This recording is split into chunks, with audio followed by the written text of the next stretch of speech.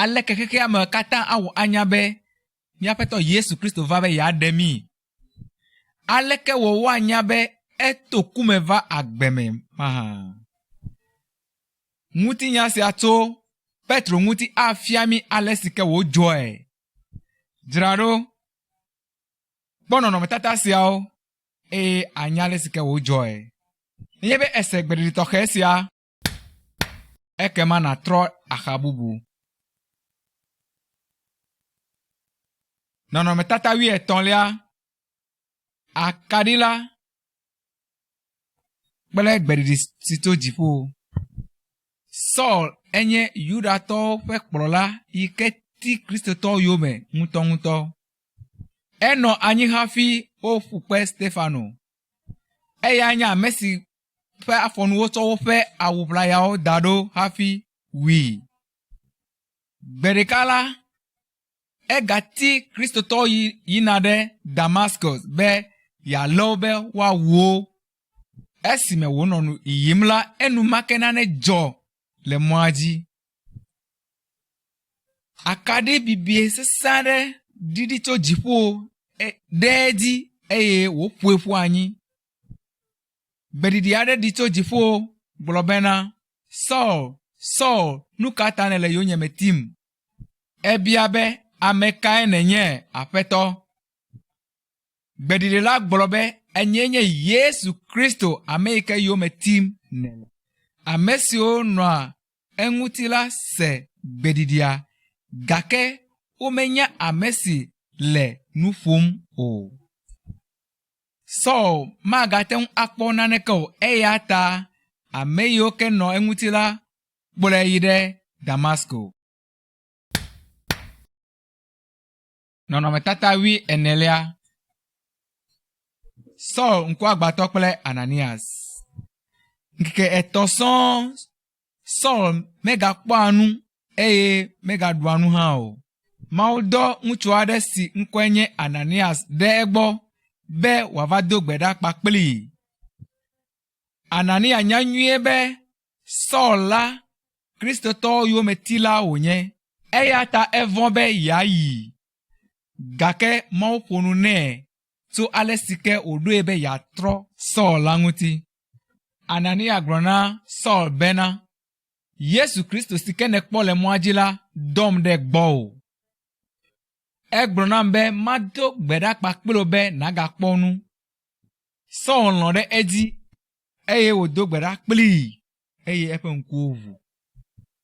Wode tsita na Saul eye wotrɔ ŋkɔ nɛ wòzu Paul eye wòkpɔ dzidzɔ ŋutɔ le Aƒetɔ la me. Nɔnɔmetata 15, Hamea do gbe ɖa ɖe Paul kple Barnabas ta. Le emegbe la, Paul kple Barnabas woyi ɖagblɔ Mawu ƒe nya na Hamea le Antiochia. Gbe ɖeka eyi ke Hamea tsinudɔ do gbe ɖa la, gbɔgbɔ ƒo nu gblɔ na wo bena, mina Barnabas kple Paul be woawɔ dɔ yi ke ta me yɔ wo ɖo ɖa. Mawu di be yeaƒo nu na ame yiwo mese Mawu ƒe nya kpɔ o. Kpea da asi ɖe Paul kple Barnabas dzi eye wodzo heyi. Woɖo wo ɖe teƒe yiwo ke Mawu ƒe nya meɖe kpɔ haɖe o. Wowɔ dɔ abe Mawu ƒe dɔgbedelawo le trɔ̃subɔla yi ke womenya Mawu o la dome. Míaƒetɔ Yesu Kristo gblɔ na mi bena míayi xexea me aɖakaka yeƒe nya nyuie la na xexea me katã.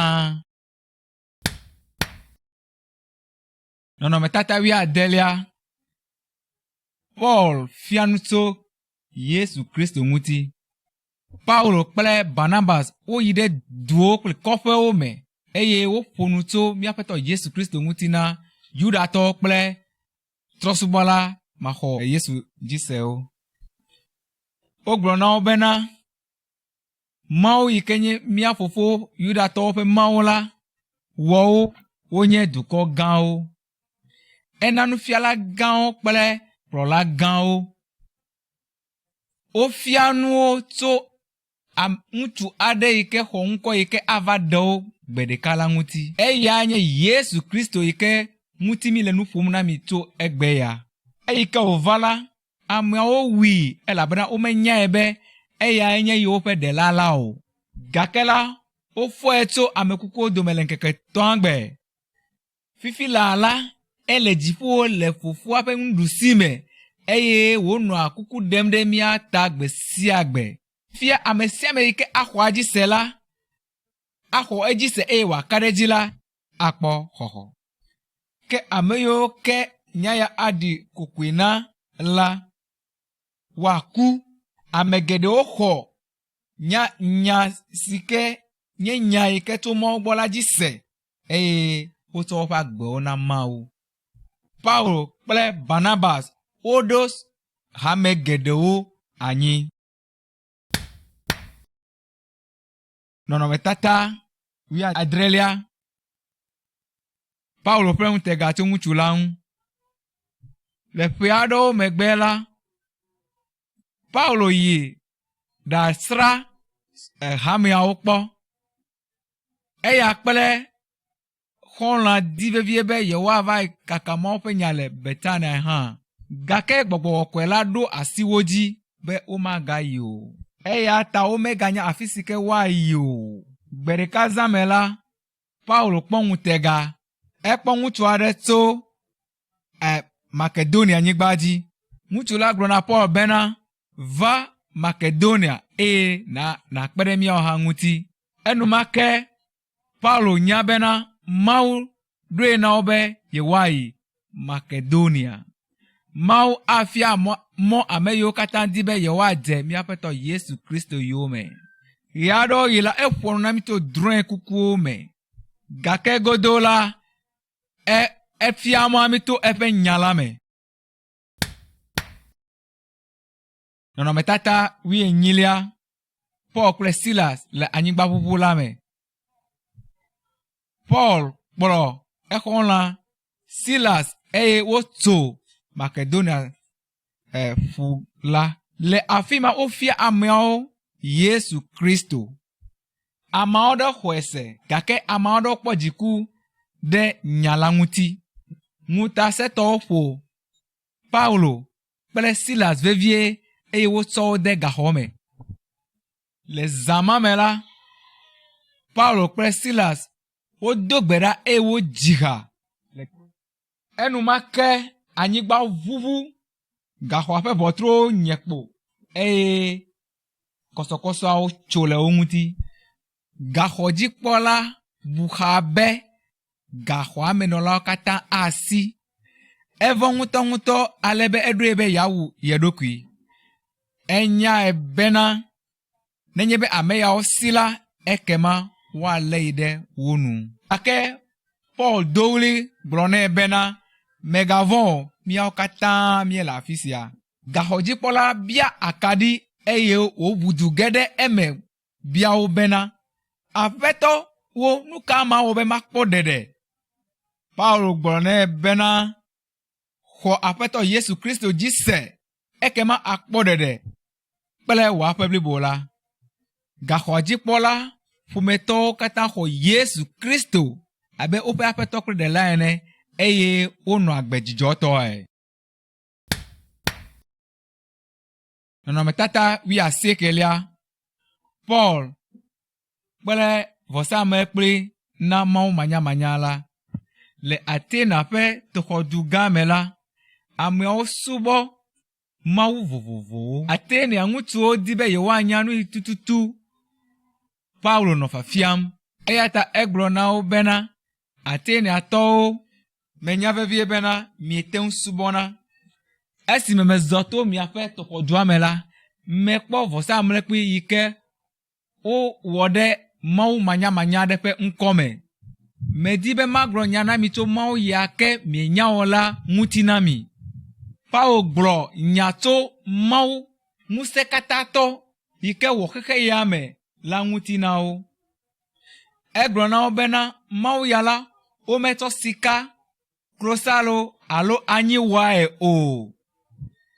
ame geɖewo xɔ nya yi ke Paulo gblɔ dzi se, gake geɖeawo hã enye nukokoe nya le wo gbɔ. Ame yiwo ke xɔ nya la dzi se la, wokpɔ agbe, ke ame yiwo ke mexɔe se o la, wotsrɔ̃ gbidii. Nɔnɔmetata 20. Wokplɔ Paul yi ɖe ʋɔnui. Paul yi ɖe Kɔrento tɔxɔdu gã la me. Kɔrentotɔwo nye ame seŋutawo. Yudatɔ yiwo ke le Kɔrento la na xaxa geɖe Paulo le Kɔrento. Gbe ɖeka zã me la, Yesu Kristo ƒonu na Paulo gblɔ bena, megavɔ̃ o, yi wo nuƒoƒo dzi na wo, eye megagbugbɔ ɖe megbe o. Meli kpli o, eye ame aɖeke mate ŋu awɔ vɔ̃ o. Eya ta Paul nɔ Kɔrento, eye ame geɖewo xɔ eƒe nya si wògblɔ la dzi se. Ame geɖewo tsɔ woƒe agbe na Yesu Kristo, eye wokpɔ ɖeɖe. Gbe ɖeka la, Yudatɔwo lé Paulo, eye wokplɔe ʋɔnui. Wohe nya ɖe ŋu be efia nu madzemadze. Gake mɔmefia gã la meɖo to o, eya ta enyawo le ʋɔnua dogoe. Kɔrentotɔwo ƒo Yudatɔwo vevie, gake Paulo si naneke madzɔɖedzitɔe. Mawu ate ŋu ana mi mavɔmavɔ gbe nenye be míelɔ̃ be míaxɔ eya ma dzi ase. Ekpɔa mía dzi hã le míaƒe dzɔgbevɔ̃wo ɣeyiɣiwo me. Nɔnɔmetata 21.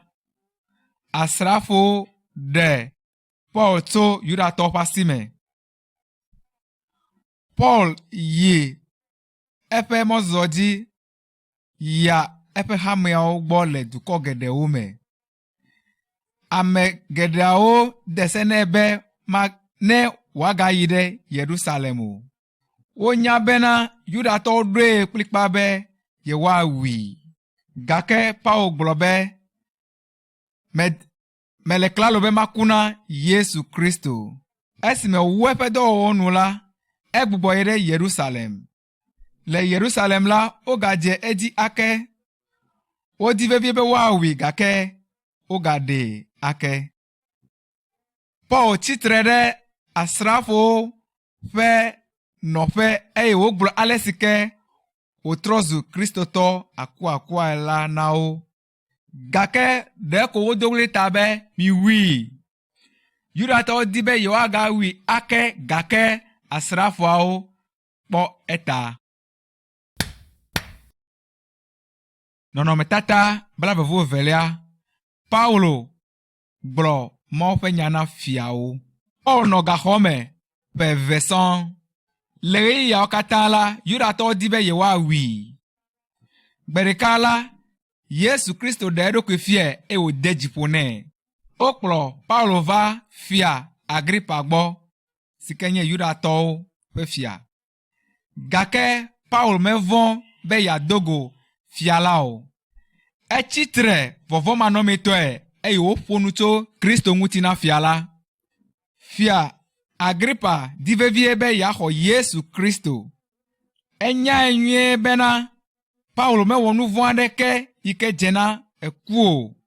Gake la, ŋusẽ aɖeke mele esi be wòaɖe Paulo. Egblɔ na Paulo be wòayi ɖe Roma, eye wòaɖe eɖokui afia mɔmefiagã, eya nye fia gãtɔwu katã. Nɔnɔmetata 23. Tɔdziʋu yi ke nyrɔ. Asrafoawo kplɔ Paulo yi ɖe Roma kple gaxɔmenɔla bubuawo. Ele na wo be woazɔ mɔ atso ƒu la le tɔdziʋu me. Enumake tɔdziʋua kpe ahomya sesẽ aɖe. Amewo katã le tɔdziʋua me bu be buxa bena yewo le kuku ge. Eye mawudɔla ƒonu na Paulo gblɔ bena, megavɔ Paulo wola yi nakpɔ mɔmefia la. Mawu aɖe ameawo kpe ɖe ŋuwò. Medidi o la, ahomya la nu tso. Eye woyi mɔzɔzɔ la dzi bɔbɔe to ƒu la dzi. Medidi o la, tɔdziʋua va ɖo anyigba aɖe gbɔ. Eye wòde asi nyɔnyrɔ me le ahom sesẽ aɖe ƒe tutu me. Ele na ameawo be woadzo tso tɔdziʋua me age ɖe atsiaƒua me. Gake wo katã wo ƒutsi la yi ɖe anyigba la dzi. Eye naneke mewɔ wo dometɔ aɖeke o. Nɔnɔmetata 24. Paulo le Roma abe gaxɔmenɔla ene. Le ƒe 2 bubu me la, Paulo nɔ Roma abe gaxɔmenɔla ene. Amewo ɖi atsaya egbɔ eye wògafia Mawu ƒe nyalawo. Eŋlɔ agbalẽ ɖo ɖe hame vovovoawo le xexea me godoo. Egbe la, míawo hã míate ŋu agaxlẽ agbalẽ mawo le Bibla me. Agbalẽ mawo kpena ɖe míaƒe Kristo gbenɔnɔ ŋu egbea. Menɔ bɔbɔe na Paulo hafi edɔ gã ya te ŋu wɔ to eƒe asiwo dzi o. Egblɔ be naneke mate ŋu ama eya ma ɖa tso Mawu gbɔ o. Nɔviwo, mina xɔse kple kakaɖedzi nanɔ mía si le Mawu me. Le nu sia nu me la, mina míabia gbɔgbɔkpɔe la be wòafia mɔ la mí. Mehiã be míavɔ̃ na nu siwo amewo awɔ mí la o. Ne míewɔ esia la, ekema xexea me katã anya míaƒe Tɔ Yesu Kristo. Amen. Ye nenya be Mawu ƒe gbɔgbɔkɔe le agbe eye wònɔ mía me. Gblɔ ale si gbɔgbɔ sia nɔ mía me eye wòwɔa dɔe. Ɖo to ene kpɔ nɔnɔmetata yi ke gbɔna nenye be ese gbeɖiɖi tɔxɛ sia. Yesu tso dziƒo va anyigba dzi ƒe 2,000 nye siwo va yi. Etso Mawu gbɔ be yeafia mí ame si tutu Mawu nye. Eva be yeafia agbe mavɔ ƒe mɔ mí.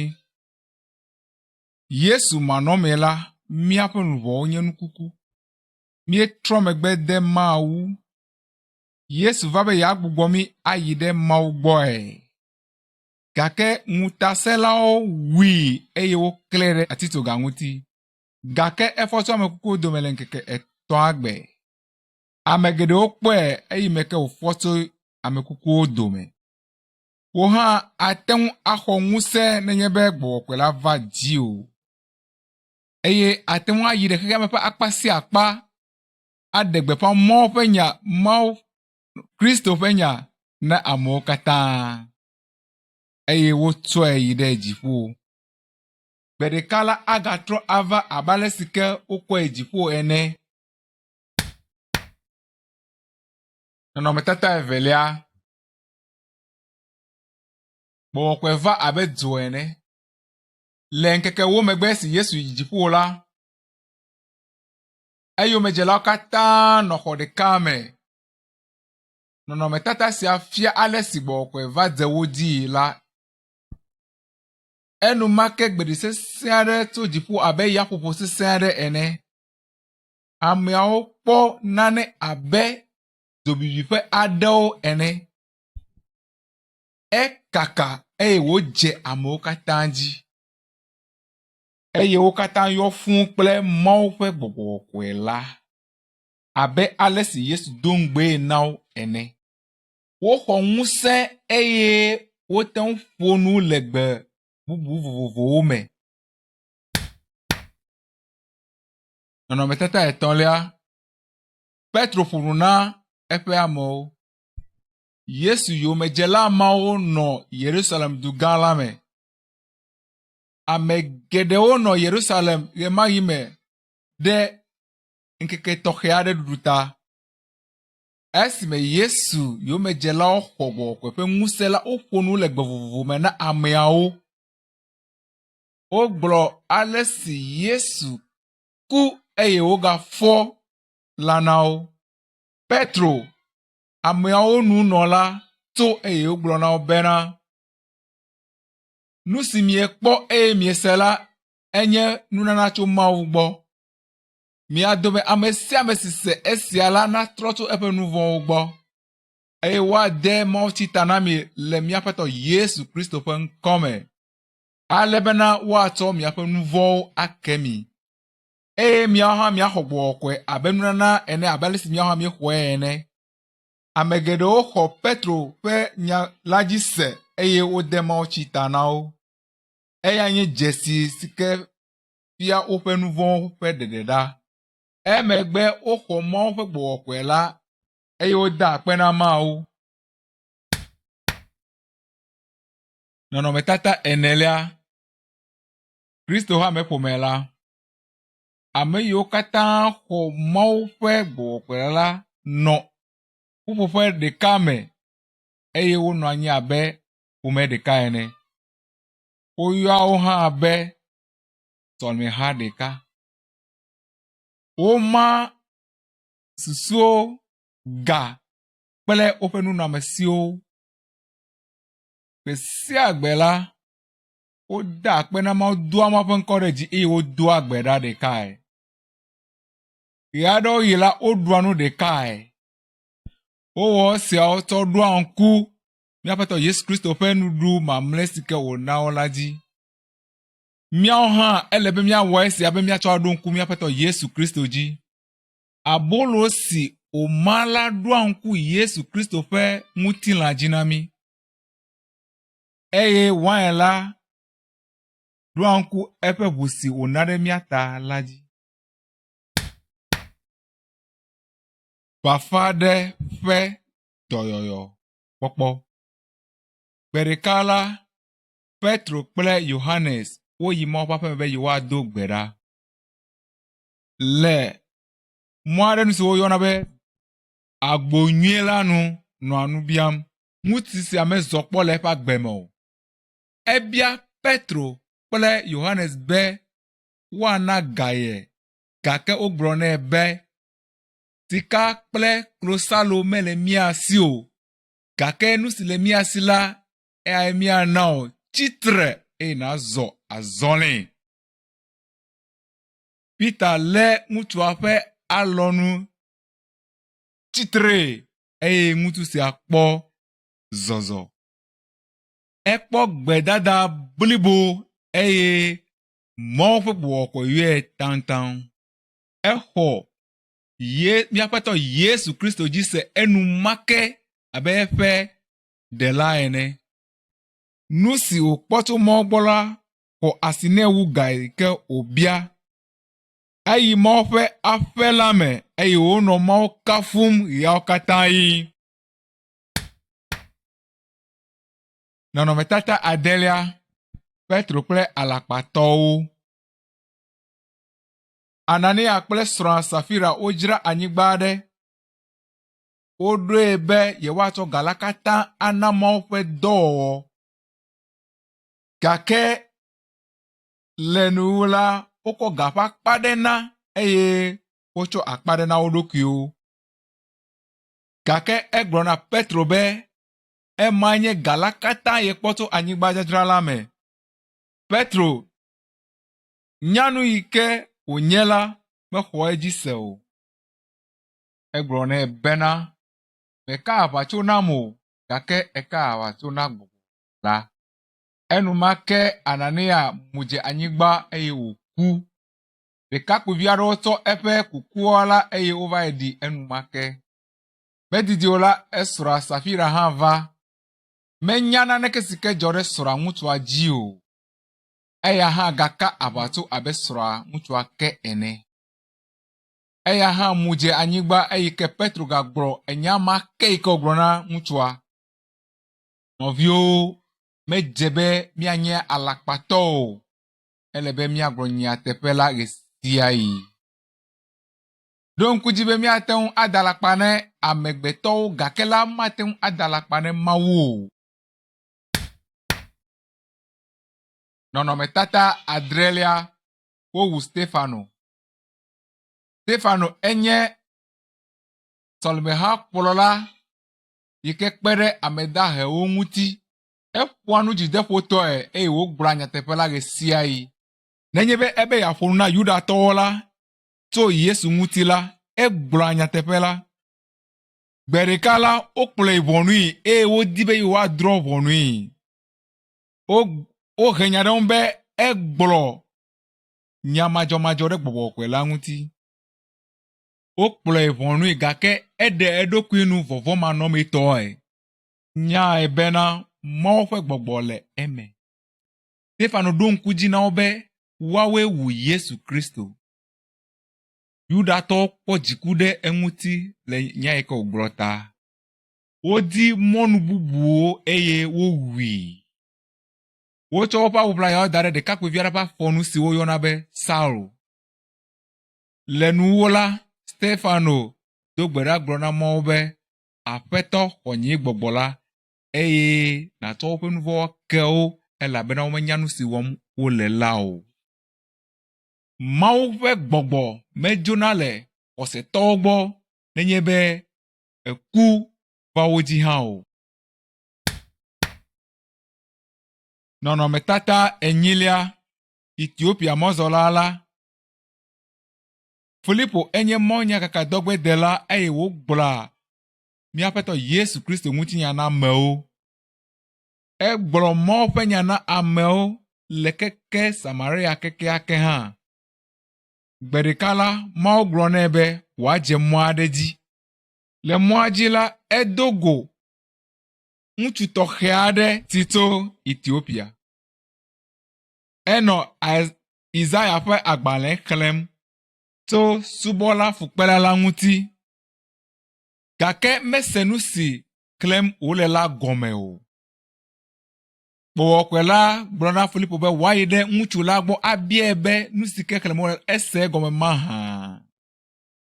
Eɖo ŋu gblɔ nɛ bena aleke wɔ mase esia gɔme nenye be meɖe eme nam o mahã.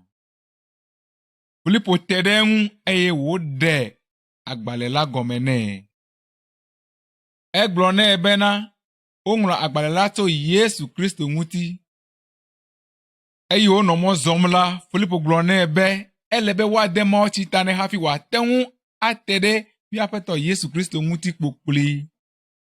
Eye wòaxɔ mɔ ƒe gbɔgbɔkɔe la. Eye wonɔ mɔ zɔm la, woɖo teƒe aɖe si ke tsi le. Aƒetɔ la bia be esia nye tsi, nu ka ta made tita na mo mahã? Filipo de tita na ŋutsu la. Ŋutsu la dzo yi wode kple dzidzɔ gã.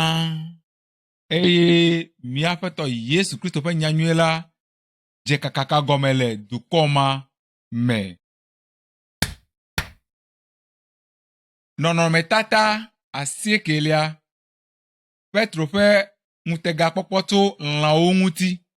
Gbe ɖeka la, Petro yi ɖe dziƒoxɔ aɖe dzi be yeado gbe ɖa. Ekpɔ ŋutega tso dziƒo. Esia tso Mawu gbɔ. Nɔnɔmetata gbadza aɖe ɖiɖi tso dziƒo. Le nɔnɔmetata sia dzi la, lã geɖewo dze le edzi. Le ɣe ma ɣi tututu la, dɔnɔ Petro wum eye gbeɖi tso dziƒo be wu lã siawo eye nàɖu. Lã yiwo ke Petro kpɔ la nye lã makɔmakɔwo le Yudatɔwo ƒe senu. Enumake Petro gblɔ bena nyemeɖuna nu yi ke mekɔ o.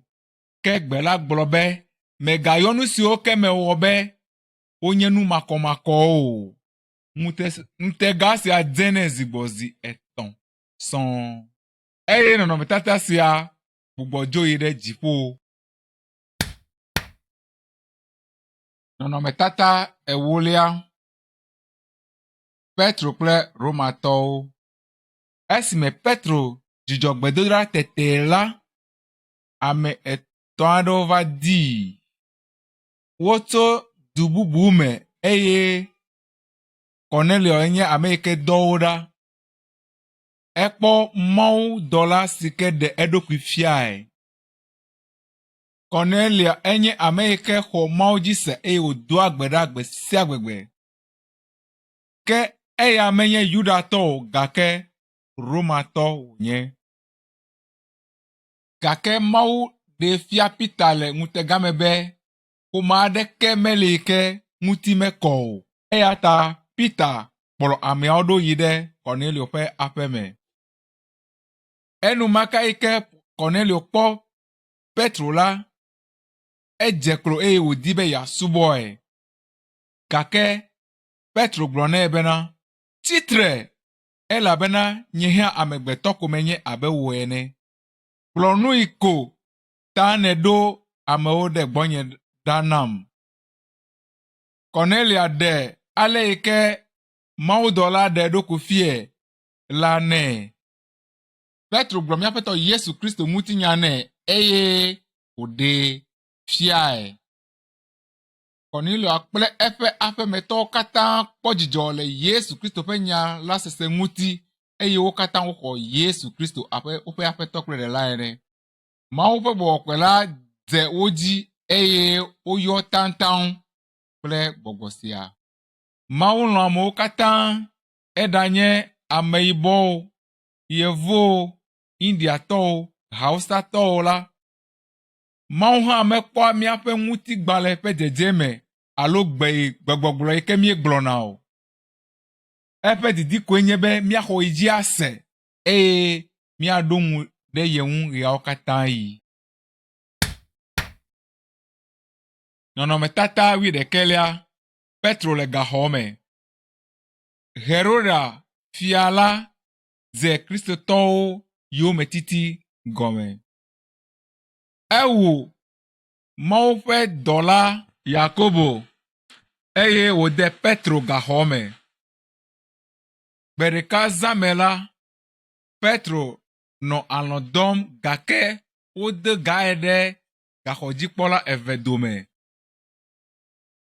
Enumake mawudɔla aɖe ɖe eɖokui fia le gaxɔa me eye dzobibi aɖe dze exɔa me. Enumake mawudɔla la nyɔ Petro eye wògblɔ nɛ be, tsitre eye nàdogo netsɔ na wò.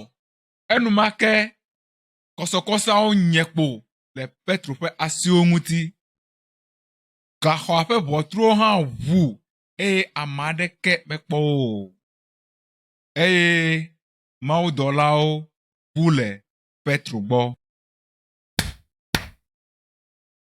Nɔnɔmetata 12. Petro kple nɔviawo. Esime Petro nɔ gaxɔa me la, xɔsetɔ geɖewo kpe ta eye wodoa gbe ɖa ɖe ta ɣeawo katã yi. Esime wòdo le gaxɔa me la, eyi afi yi ke xɔsetɔ siawo nɔ agbe dom ɖa le. Eƒo ʋɔtrua eye nyɔnudɔla aɖe va ʋɔtrua nu heʋui nɛ. Gake esime wose Petro ƒe gbeme dzesi la, eʋu du yi etɔwo gbɔ eye wogblɔ na wo bena, Petro va ɖo, Petro va ɖo. Wogblɔ nɛ bena, aɖaʋa dzem nèle. Peter yi ʋɔtru ƒoƒoa dzi va se ɖe esime woʋui nɛ eye wo katã kpɔ dzidzɔ eyi me ke wokpɔe. Peter gblɔ nu yiwo katã dzɔ la na wo eye wo katã kpɔ dzidzɔ eye woda akpa na Mawu. Nɔviwo, Mawu ɖoa to míaƒe gbedoɖawo ɣe sia ɣi ke míedo gbe ɖa nɛ ko. Yesu gblɔ bena, afi si ke ame eve ame etɔ̃ woƒoƒu ɖo la le nye ŋkɔa dzi la, nye hã mele woƒe titina. Esia ta Yesu le míahamia gbɔ egbea